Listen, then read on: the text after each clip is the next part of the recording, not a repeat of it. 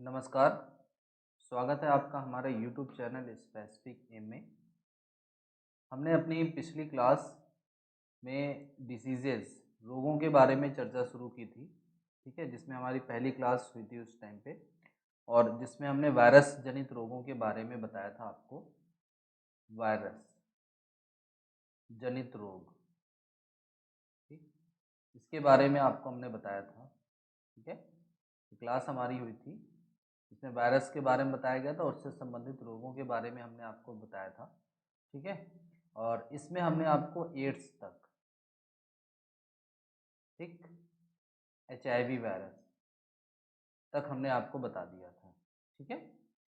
हमारी ये class RRB M 75 के अंतर्गत आपकी क्लास चल रही है, जिसमें हमारी डिसीजेज से संबंधित जो क्लास थी, जिसमें हमने आपको वायरस जनित रोगों के बारे में बताया और एड्स तक आपकी जानकारी दे दी थी कि HIV वायरस क्या होता है और इसे हम लोग रेट्रो वायरस भी कहते हैं, ठीक है? ये पिछली क्लास में आपका यहाँ तक हो चुका था, ठीक? उसी के आगे हम लोग आज बढ़ते हैं।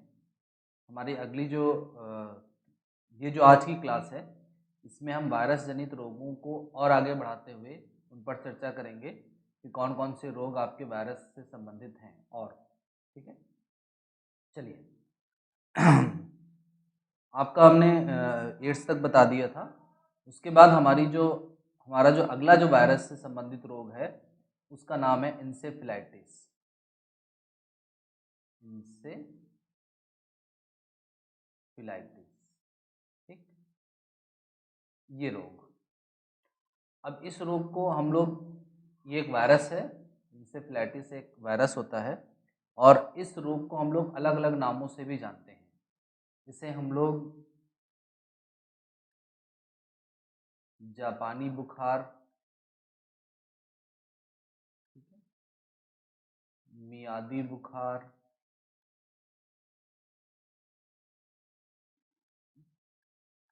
ठीक, चमकी बुखार,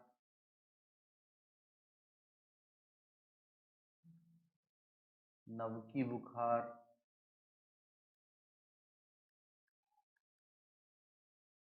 ठीक है, मस्तिष्क ज्वर,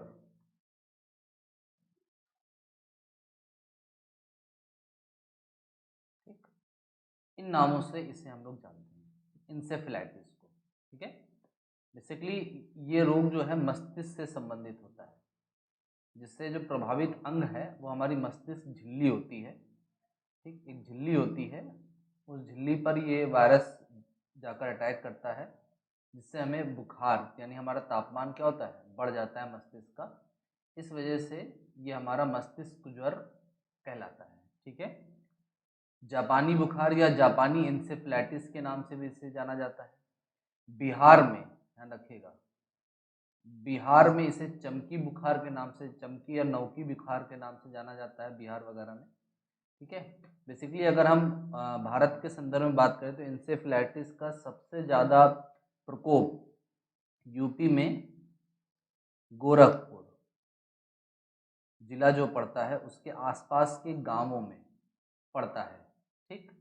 और इसी से संबंधित हमारे जो मुख्यमंत्री योगी आदित्यनाथ हैं, उन्होंने एक अभियान चलाया हो था, आपका याद होगा शायद आप लोगों को, दस्तक अभियान सुना होगा, ठीक है? ये काफ़ी इंपॉर्टेंट क्वेश्चन है आपका, दस्तक अभियान पूछा जाता है कि दस्तक अभियान किससे संबंधित है? दस्तक अभियान आपका किससे संबंधित है? इंसेफ्लाइटिस रोग से संबंधित है, ठीक है? और ये जो दस्तक अभियान है, इसका एक स्लोगन भी याद रखिएगा। इसका स्लोगन पूछा जाता है एग्जाम में, दरवाजा खटखटाओ, इंसेफ्लाइटिस को भगाओ, ठीक है? ये याद रखिएगा, ये स्लोगन किस अभियान से संबंधित है? तो ये आपका दस्तक अभियान से संबंधित हमारा स्लोगन है, ठीक? तो ये याद रखिएगा आप लोग, इंसेफ्लाइटिस रोग है आपका ये, ठीक है? इसमें आपको हमने जापानी बुखार, मियादी बुखार, चमकी बुखार, नवकी बुखार या मस्तिष्क ज्वर, इन अलग अलग नामों से इसे हम लोग जानते हैं। ठीक, चलिए अब अगर हम लोग आगे बढ़ें, दस्तक अभियान भी आपका हो गया। ठीक है, अगला आपका जो वायरस से संबंधित जो रोग आता है आपका इंसेफ्लाइटिस के बाद, यहाँ पर हम 3 रोग एक साथ लेंगे। डेंगू, ठीक है,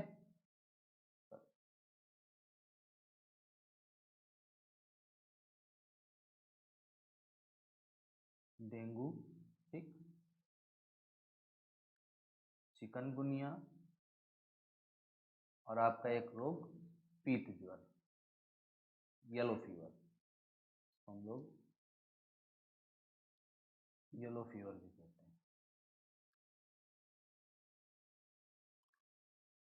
येलो फीवर।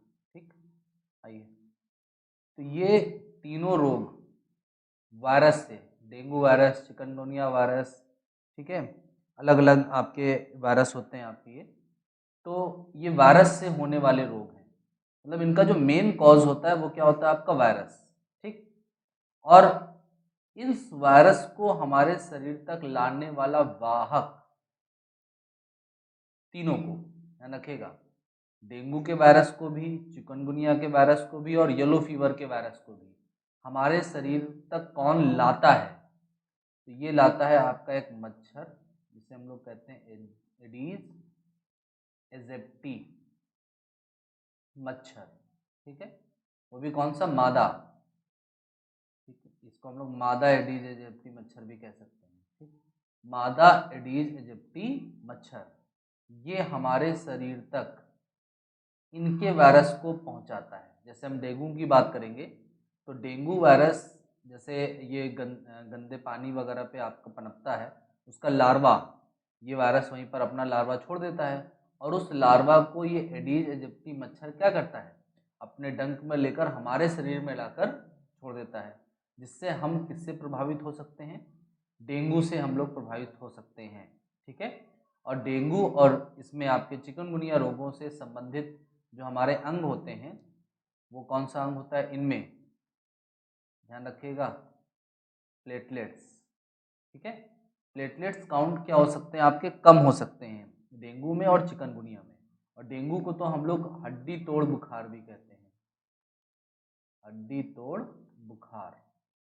पूछेगा अगर किसे कहा जाता है तो वो कौन सा रोग है आपका? तो वो आपका डेंगू है। और ये तीनों रोग का वाहक कौन है? एडीज एजिप्टी मच्छर। इसमें आपका जो क्वेश्चन पूछता है, जैसे इसी में हमने एक और नाम जोड़ दिया, मलेरिया। ठीक, मलेरिया, तो आपसे पूछेगा डेंगू, चिकनगुनिया, पीत ज्वर और मलेरिया में कौन सा रोग भिन्न है? तो ये भी मच्छर के द्वारा होता है, ये भी मच्छर वाहक है, चिकनगुनिया का भी वाहक मच्छर है, डेंगू का भी वाहक क्या है? मच्छर है। लेकिन मलेरिया का जो मच्छर होता है वो कौन सा मच्छर है? वो आपका मादा एनाफ्लीज। ठीक है, कौन सा मच्छर होता है? मादा एनाफ्लीज मच्छर होता है। ठीक, और ये वायरस से नहीं होता है। मलेरिया किससे होने वाला रोग है? ये आपका रोग होता है प्रोटोजोआ से। ठीक है, तो प्रोटोजोआ से रोग होता है आपका कौन सा? मलेरिया। इस वजह से अगर डेंगू, चिकनगुनिया, पीत ज्वर और मलेरिया में पूछेगा कौन सा भिन्न है, तो आपका कौन सा भिन्न होगा? तो वो आपका मलेरिया रोग क्या होगा? आपका भिन्न होगा। ठीक, तो ये तीनों रोग, डेंगू, चिकनगुनिया, पीत ज्वर, हमारा किससे संबंधित है? एडीज एजिप्टी मच्छर से। ठीक है, और पीत ज्वर में हमारे जो होते हैं शरीर में, इसमें रक्त स्राव होता है अंदरूनी अंगों में। ठीक है ना, इससे प्रभावित अंग क्या है? रक्त स्राव है। जो हमारे इंटरनल पार्ट्स होते हैं वहाँ पर क्या होता है? रक्त स्राव, इस येलो फीवर में। ठीक, तो ये ध्यान रखिएगा, इन दोनों में प्लेटलेट्स काउंट कम हो जाते हैं और इसमें क्या होता है? रक्त स्राव होने लग जाता है अंदर ही हमारे अंदरूनी अंगों में। ठीक है, तो ये तीनों ही रोग, ठीक, बहुत इंपॉर्टेंट है, मोस्ट इंपॉर्टेंट क्वेश्चन में आपका, और ये ग्रुप डी में आपका पूछा भी जा चुका है। ये क्वेश्चन आपका, डेंगू, चिकनगुनिया, पीत ज्वर किस मच्छर के द्वारा फैलते हैं? तो किस मच्छर के द्वारा फैलते हैं? आपके एडीज एजिप्टी मच्छर। वाहक होता है, लेकिन तीनों कैसे रोग होते हैं? वायरस जनित रोग ही हैं। ठीक है, मलेरिया वायरस से नहीं फैलता। मलेरिया किससे फैलता है? प्रोटोजोआ से। ठीक, प्रोटोजोआ से, और ये इसका भी वाहक कौन है? एनाफ्लीज मच्छर। ठीक है, चलिए आगे बढ़ते हैं हम लोग। अगला हमारा जो आपका रोग है जिसे हम लोग कहते हैं ट्रैकोमा। ट्रैकोमा रोग, इसके वायरस का नाम कंजिक्यूटिव वायरस है। कंजिक्यूटिव वायरस, ठीक है। और इससे प्रभावित अंग हमारे होता है नेत्र यानी आँख। बारिश के दिनों में या जैसे आँख फूल जाना, आँख का आ जाना, ठीक है, लाल हो जाना पूरी तरीके से, ये वायरल होता है, ठीक। ये वाला रोग, ये एक वायरस जनित रोग होता है ट्रैकोमा, ठीक है, कंजिक्यूटिव वायरस, ठीक है ना। तो ये ध्यान रखिएगा। तो ये वायरस से संबंधित रोग है आपका। फिर आपका एक आता है इन्फ्लुएंजा। इन्फ्लुएंजा, ठीक है, ये इन्फ्लुएंजा वायरस ही होता है जो हमारे श्वसन अंग से संबंधित है, मतलब सांस से संबंधित जो बीमारियां होती हैं, ठीक, सांस में दिक्कत या ब्लड आना, ठीक है, तो ये जो हमारी संबंधित बीमारी ये सब किससे होती है? इन्फ्लुएंजा से। इन्फ्लुएंजा भी कई टाइप के हो सकते हैं। वैसे इन्फ्लुएंजा में आपके आते हैं, जैसे आप लोगों ने सुना होगा H1N1, इसे हम लोग कहते हैं स्वाइन फ्लू। ये सब एक प्रकार की पैंडेमिक्स ही हैं। H5N1 आप लोगों ने सुना होगा, बर्ड फ्लू, ठीक है। ये भी एक प्रकार के इन्फ्लुएंजा ही होते हैं, श्वसन से संबंधित ही बीमारियां हैं आपकी ये, ठीक। तो H1N1 को हम लोग स्वाइन फ्लू कहते हैं और H5N1 को हम लोग क्या कहते हैं? बर्ड फ्लू कहते हैं, ठीक है। तो ये ध्यान रखिएगा, ये भी बहुत ही इंपॉर्टेंट क्वेश्चन में आपके पूछे जाते हैं एग्जाम में, ठीक है। तो इन्फ्लुएंजा भी किससे संबंधित बीमारी है आपकी? हाँ, श्वसन से संबंधित है और ये वायरस जनित रोग होता है। इन्फ्लुएंजा खुद एक वायरस है, ठीक। चलिए तो आगे बढ़ते हैं हम लोग। उसके बाद आपका रोग आता है सामान्य जुकाम। सामान्य जुकाम, ठीक है। इसका वायरस का नाम है रहा इनो वायरस। रहा इनो वायरस, और इससे संबंधित भी हमारा श्वसन नाल ही है, श्वसन तंत्र ही समझ लीजिए, ठीक। ये वाला, ये सामान्य जुकाम होता है, कोल्ड जो सर्दी जुकाम होता है वो, ये रहा इनो वायरस होता है, ठीक है, ध्यान रखिएगा, ठीक। और अभी आप लोगों ने एक वायरस सुना होगा कोरोना वायरस। इसमें भी हमें जुकाम, सर्दी, बुखार, खांसी, इन सब के लक्षण देखे जाते हैं, ठीक है। ये अलग है, ये कोरोना वायरस है। कोविड-19 आप लोगों ने अभी बहुत ज़्यादा सुना होगा और इससे हम लोग सब ग्रसित भी हैं, ठीक है। तो कोविड-19 इसके बारे में हम पूरी क्लास लेंगे, ठीक। आपको पूरा इसके बारे में बताएंगे कोरोना वायरस क्या है, क्योंकि इससे कम से कम आपका एक क्वेश्चन या दो क्वेश्चन आपके एग्जाम में पूछे ही जाएंगे, ठीक। बहुत बड़ी पैंडेमिक है ये आपकी ये, ठीक है। तो ये ध्यान रखिएगा, सामान्य जुकाम अलग होता है, वो राइनो वायरस होता है, ठीक है। और कोरोना वायरस अलग है, ठीक है। ये पैंडेमिक के तौर पर जाना जाता है, महामारी है। और सामान्य जुकाम नॉर्मल रूप से होने वाली जुकाम कहलाती है, ठीक। तो ये भी इम्पोर्टेंट क्वेश्चन में आता है। और कोविड यानी कोरोना के क्वेश्चन जितने भी हैं वो हम आपको एक पूरी क्लास में आपको बता देंगे कि कौन कौन से क्वेश्चन आपके इसमें इम्पोर्टेंट हैं, ठीक है। चलिए आगे बढ़ते हैं हम लोग। अब अगला जो वायरस है आपका, ये भी बहुत फेमस हुआ था, इबोला वायरस। बहुत ही खतरनाक वायरस है ये भी एक प्रकार का, इबोला वायरस, ठीक है। इबोला ये एक वायरस होता है और ये एक नदी के नाम पर, हमारी एक नदी है अफ्रीका महाद्वीप में। अफ्रीका महाद्वीप में एक नदी पाई जाती है, कांगो। कांगो नदी की सहायक नदी का नाम है इबोला, ठीक। वहीं पर आपका ये वायरस मिला था और उसी के नाम पर ही इसको इबोला वायरस का नाम दे दिया गया है। और इसमें डेथ रेट यानी मृत्यु दर बहुत ज़्यादा है, ठीक। काफ़ी खतरनाक वायरस माना जाता है आपका ये, ठीक है। और ये एक प्रकार का आरएनए होता है, ध्यान रखिएगा। जितने भी खतरनाक वायरस होते हैं वो ज़्यादातर क्या होते हैं आपके? आरएनए होते हैं, ठीक है। तो ये इबोला क्या है? एक प्रकार का वायरस है जो कहाँ खोजा गया था? अफ्रीका महाद्वीप में। इबोला क्या है? एक नदी का नाम है, तो ये ध्यान रखिएगा इबोला वायरस के बारे में। अगला आपका एक वायरस सुना होगा आप लोगों ने, निपाह वायरस। निपाह वायरस, ठीक है। ये वायरस सबसे पहले पाया गया था मलेशिया, ठीक। मलेशिया के बाद जितना भी आपका एशिया है, ठीक है, वहाँ पर ये वायरस आपका फैला। दक्षिण एशिया, दक्षिण पूर्व एशिया, ठीक है, पूर्वी एशिया, ये बहुत ज़्यादा वायरस, ये काफ़ी, ये इन क्षेत्रों में फैला। मलेशिया से होते हुए थाईलैंड, आपका चीन, हांगकांग, सिंगापुर, बहुत जगह पर आपका ये वायरस फैला। और इस वायरस के फैलने का पहला कारण सुअर, ठीक, सुअर था। बाद में फिर इसका जो प्रमुख कारण बना वो बना आपका कौन, चमगादड़, ठीक है। चमगादड़ एक प्रमुख कारण इस वजह से माना जा सकता है क्योंकि ये उड़ सकता है, ठीक। इसको हम लोग फ्रूट बैट भी कहते हैं, फ्रूट बैट के नाम से जाना जाता है। बैट मतलब चमगादड़, ठीक। अब क्या होता है कि ये चमगादड़ क्या करता है, हमारे जितने भी फलों वाले जो पेड़ होते हैं उन फलों वाले पेड़ों पर जाकर बैठ जाता है, और बैठने के बाद ये चमगादड़ वहाँ पर निपाह वायरस छोड़ देता है। जब हम बिना धुले या कच्चे कच्चे फल और सब्जियों को जब हम खाते हैं, ठीक है, कच्चे फल और सब्जियां जो कटी होती हैं मार्केट में जो मिलती हैं, उनको जब हम लोग खाते हैं, ठीक, तो वो खाने के कारण हमारे शरीर में क्या जा सकता है, निपाह वायरस। और ये भी काफ़ी एक खतरनाक वायरस था। इसमें भी डेथ रेट लगभग आपका 74% के करीब माना जाता है, ठीक है। मतलब 74% लोगों की क्या हो जाती है, इसमें मृत्यु हो जाती है, ठीक।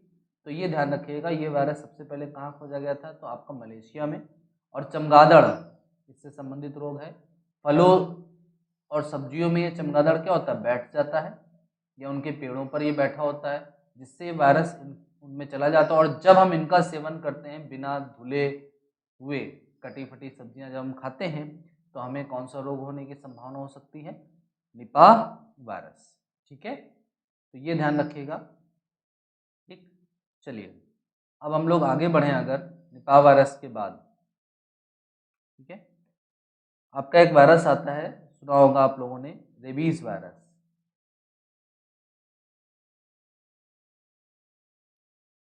रेबीज वायरस, ठीक है। रेबीज वायरस से संबंधित जो रोग होता है इसे हम लोग हाइड्रोफोबिया के नाम से जानते हैं, हाइड्रोफोबिया, ठीक है। और इसे हम लोग हिंदी में लिस्सा वायरस भी कहते हैं, लिस्सा कह लीजिए, या गली का वायरस भी कह सकते हैं इसको हम लोग।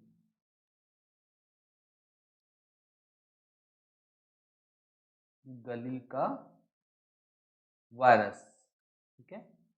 गली का वायरस इस वजह से कहा जाता है क्योंकि हमारे जो कुत्ते और बंदर होते हैं, बंदर, ठीक, इनके काटने से हमारे शरीर में कौन सा वायरस चला जाता है, रेबीज।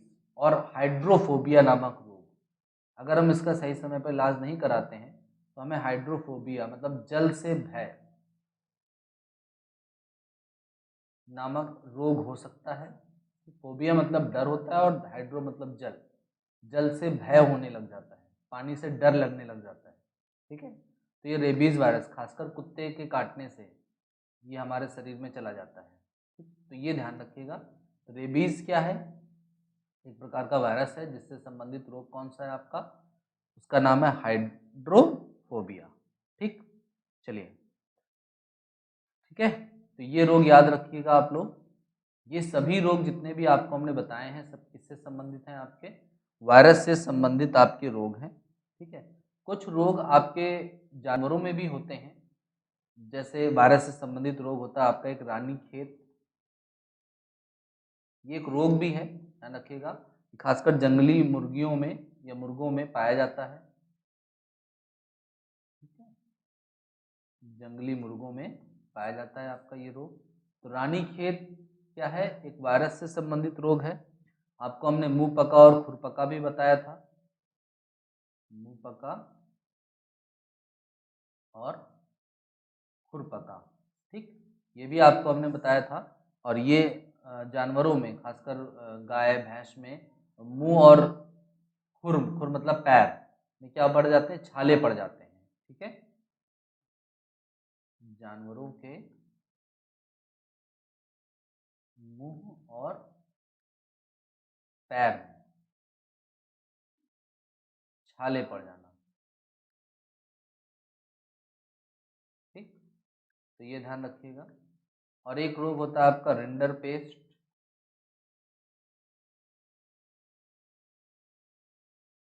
ठीक है, ये ध्यान रखिएगा। ये एक प्रकार का हमारे जो जानवरों में जो ग्रेसनी मतलब जो आंत या लीवर होते हैं, ठीक है, उसमें अल्सर टाइप या एक तरह से कह सकते हैं हम लोगों में जो लूज मोशंस, दस्त लगना, इसमें जानवरों में, ठीक, उस रोग को हम लोग क्या कह सकते हैं, रिंडर पेस्ट। तो ये तीनों रोग हमारे वायरस से संबंधित रोग हैं जो जानवरों में होते हैं, मनुष्यों में नहीं। हमने जो पिछले जो रोग बताए थे वो सभी आपके मनुष्यों से संबंधित होने वाले रोग थे, और ये जितने भी रोग हैं ये सभी आपके जानवरों से होने वाले रोग हैं। ठीक है, तो ये सभी आपके वायरस से संबंधित रोग हैं। ठीक, चलिए, तो वायरस से संबंधित रोग आपके यहीं पे समाप्त होते हैं। अब हम लोग देखेंगे आगे जीवाणु, बैक्टीरिया।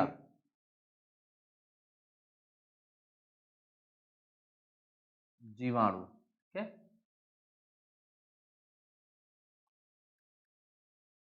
बैक्टीरिया। ठीक, इसको देखते हैं हम लोग, इस ये क्या है और इससे संबंधित रोग कौन कौन से हो सकते हैं। ठीक है, और कौन कौन से क्वेश्चन हैं जो इससे बनते हैं इम्पोर्टेंट। ठीक, चलिए, ये भी इम्पोर्टेंट टॉपिक है बैक्टीरिया। आइए, अब अगर हम लोग देखें बैक्टीरिया को, तो जीवाणु की खोज अगर आपसे पूछेगा किसने की थी, तो हमारे एक वैज्ञानिक हैं एंटोनी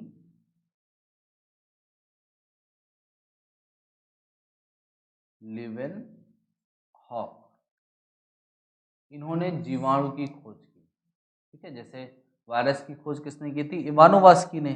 ठीक है, वैसे ही बैक्टीरिया की खोज किसने की, एंटोनी लीवेनहॉक ने। ठीक, जीवाणु होते क्या हैं, किससे मिलकर बने होते हैं, तो जीवाणु भी आपके किससे मिलकर बने होते हैं, तो ये भी आपके न्यूक्लिक अम्ल प्लस प्रोटीन से मिलकर बने होते हैं। ठीक, ये आप, और इसमें दोनों हो सकते, दोनों ही रहते हैं, डीएनए भी पाया जाता है और प्लस आरएनए भी पाया जाता है। ठीक, जैसे वायरस में हम लोग किसी किसी में डीएनए ही रहता है, किसी किसी में खाली आरएनए ही रहता है। ठीक, और किसी किसी में खाली प्रोटीन भी रह सकता है। ठीक है, तो ये वो वायरस था, ये क्या है, डीएनए आरएनए प्लस प्रोटीन, जब ये तीनों एक साथ रहेंगे तब जाकर क्या बनेगा आपका, तब जाकर आपका जीवाणु बनेगा। ठीक है, बैक्टीरिया बनेगा, और ये एक सजीव है, मतलब इसमें प्रोटोप्लाज्म पाया जाता है। ठीक है, और एक चीज हमने आपको, जैसे वायरस के बारे में पूछता है, वायरस की प्रकृति क्या होती है, तो वायरस की प्रकृति आपकी कैसी होती है, तो ध्यान रखिएगा, परजीवी। परजीवी का मतलब वो दूसरों पर अपना जीवन निर्भर करता है, खुद अपना भोजन नहीं बनाता है। ठीक है, तो एक तो ये बनता है परजीवी। वायरस क्या होते हैं आपके, परजीवी। जैसे हम मनुष्य की ही बात करें, तो मनुष्य क्या खुद अपना भोजन बना सकता है, नहीं, तो मनुष्य भी क्या होता है आपका, परजीवी होता है। ठीक है, परजीवी होता है मनुष्य भी आपका। ठीक, वैसे ही वायरस भी क्या होता है आपका, परजीवी होता है। ठीक है, पौधे कैसे होते हैं, पौधे ये आपके स्वपोषी होते हैं। स्वपोषी मतलब खुद से अपना भोजन बनाते हैं। ठीक, लेकिन बैक्टीरिया, जीवाणु की अगर हम बात करेंगे, जीवाणु कैसे होते हैं, तो जीवाणु आपके होते हैं कैसे, ये आपके होते हैं परजीवी। ठीक, मृतोपजीवी। ठीक है, और आपके हो सकते हैं ये सहजीवी। ठीक है, तो ये तीनों टाइप के हो सकते हैं। ठीक, आइए देखें, जैसे जीवाणु, जितने भी जीवाणु हैं लगभग आपके कैसे होते हैं, परजीवी होते हैं। लगभग ज़्यादातर जीवाणु कैसे होते हैं आपके, परजीवी, मतलब दूसरों पर निर्भर करते हैं। ठीक है, लेकिन कई ऐसे जीवाणु हैं जो मृतोपजीवी भी होते हैं। यहाँ से क्वेश्चन बनता है मृतोपजीवी। तो आप लोगों को एक जीवाणु याद होगा, लैक्टोबैसिलस। ये जीवाणु यानी बैक्टीरिया है, लैक्टोबैसिलस। ठीक, ये क्या करता है, ये दूध से दही बनाता है। दूध को फाड़ कर सड़ाकर क्या बनाता है, दही बनाता है। ठीक है, तो ये मृतोपजीवी, मृतोपजीवी का मतलब होता है सड़े गले स्थानों पर या सड़ा गलाकर जो चीज़ बनाई जाती है। ठीक, जैसे इसमें जो क्रिया होती है किण्वन, फर्मेंटेशन। ठीक, फर्मेंटेशन की क्रिया में मृतोपजीवी चीज़ों का यूज़ किया जाता है। लैक्टोबैसिलस क्या है, एक प्रकार का जीवाणु है जो मृतोपजीवी होता है। ठीक है, एक तो ये हो गया। अब जैसे इसी में हमने बताया आपको सहजीवी भी होते हैं। तो सहजीवी कैसे होते हैं आपके, आपका एक जीवाणु आता है राइजोबियम। ठीक है, राइजोबियम। अब राइजोबियम जीवाणु हमारे एक कुल होता है जिसे हम लोग कहते हैं लेग्यूमिनेसी कुल के पादप, और इन्हें हम दलहनी कुल के पादप भी कह सकते हैं। दलहनी कुल के पादप। ठीक है, ये आपके जितने भी हैं, तो राइजोबियम जीवाणु क्या होता है, इनकी जड़ों में पाया जाता है, इनकी जड़ों में। और इनकी जड़ों में जाकर ये क्या करता है, नाइट्रिफिकेशन, नाइट्रोजन स्थिरीकरण कराता है। ठीक है, नॉर्मली जीवाणु भी अलग अलग ये है मिट्टी के सहयोग से कराते हैं। जितनी भी नाइट्रिफिकेशन की क्रियाएं हैं वो सब मिट्टी के सहयोग से होती हैं ज़्यादातर। लेकिन कुछ ऐसे जीवाणु हैं जो उसकी जड़ों में डायरेक्ट उसको नाइट्रोजन देते हैं, जैसे राइजोबियम। ये दलहनी कुल जैसे दालें हो गई, चना हो गया जैसे आपका। ठीक है, इस कुल के पादप जितने भी होते हैं ये सब क्या कराते हैं, इनमें राइजोबियम पाया जाता है और ये नाइट्रोजन स्थिरीकरण करने में क्या करते हैं, इनकी सहायता करते हैं। ठीक, इस वजह से ये सभी क्या कहलाते हैं आपके, सहजीवी जीवाणु आपके ये कहलाते हैं। ठीक, चलिए, तो ये चीज़ें आपकी यहाँ तक हुई हैं। ठीक है, अब आगे बढ़ते हैं हम लोग, जीवाणु जनित रोग।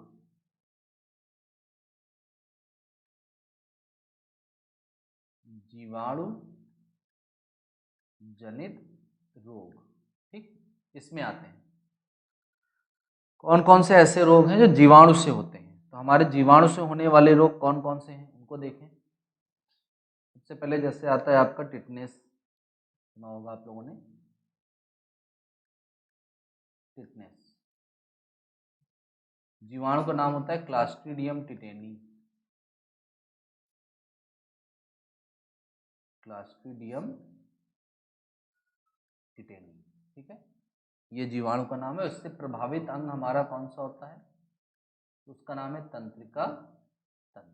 ठीक, लोहे का ये जंग लगा लोहा जब हमें लग जाता है, चोट लग जाती है, तो अगर हम उसको सही समय पर उपचार नहीं कराते तो हमें टिटनेस नामक रोग होने की संभावना हो जाती है। ठीक है, तो ये जंग लगे लोहे से होने वाला बैक्टीरिया हमारे शरीर में पनप जाता है, जिसे हम लोग क्या कहते हैं, टिटनेस। ठीक, फिर आपका आता है कौन सा रोग, प्लेग। ठीक है, प्लेग रोग जो होता है आपका, ये जीवाणु है पेस्ट यूरेला पेस्ट्रिस।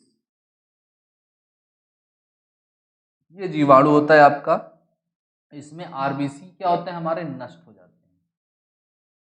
ठीक है, आरबीसी नष्ट, और जब आरबीसी नष्ट हो जाएगा तो हमारा जो लाल रक्त कणिकाएं हैं, रेड ब्लड कार्पसेल्स जितने भी होते हैं, तो वो सब क्या होते हैं, नष्ट हो जाते हैं। तो इस प्लेग को हम लोग एक नाम और दे देते हैं, जिसे हम लोग काली मौत या ब्लैक डेथ। ठीक है, ठीक है, तो ये काफ़ी इंपॉर्टेंट क्वेश्चन है, काली मौत किसे कहा जाता है, ब्लैक डेथ किसे कहते हैं। तो काली मौत हम लोग किसे कहते हैं, प्लेग को। ठीक है, जिसमें क्या होते हैं, आरबीसी नष्ट हो जाते हैं। ठीक, प्लेग के बाद आपका आता है हैजा। हैजा रोग होता है विब्रियो कॉलरी, बैक्टीरिया का नाम है विब्रियो कॉलरी। ठीक है, प्रभावित अंग वही आपका आंत हो गया, ठीक, ये हैजा से। कालरा मतलब एक तरह से उल्टी आना, दस्त लगना, ये आपका हैजा होता है आपका। ठीक है, उसके बाद आपका होता है, ये ध्यान रखिएगा एक चीज और, ये दूषित जल पीने से होने वाला रोग है।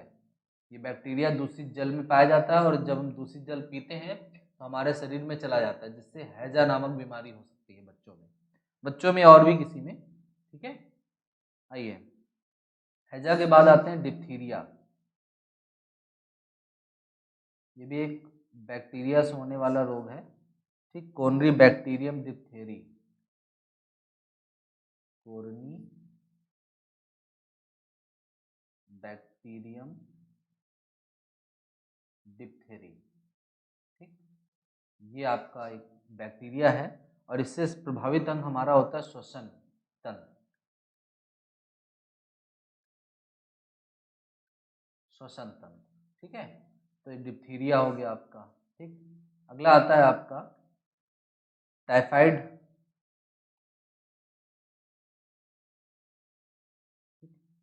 साल्मोनेला टाइफी इसका वैज्ञानिक नाम है, साल्मोनेला टाइफी। प्रभावित अंग इसमें भी क्या होती है, आंत होती है। ठीक है, सर्दी जुकाम बुखार टाइप का आता है इसमें आपका। ठीक, ये भी एक प्रकार का दूषित जल पीने से होने वाला रोग है। ठीक, तो ये ध्यान रखिएगा, टाइफाइड।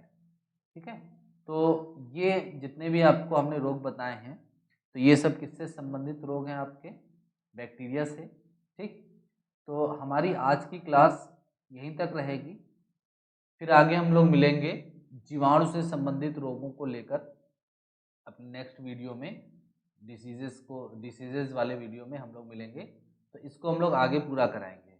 ठीक है, तो हमारे इस वीडियो को ज़्यादा से ज़्यादा लाइक शेयर और सब्सक्राइब कराइए, स्पेसिफिक एम में बने रहिए। आपको आगे और भी बहुत सारे वीडियोस आपको मिलेंगे जो आपके आरआरबी के अलावा और भी एग्ज़ामों के लिए बहुत ही ज़्यादा उपयोगी वीडियोस आपके लिए रहेंगे। ठीक है, तो बहुत बहुत धन्यवाद आज के लिए। ठीक।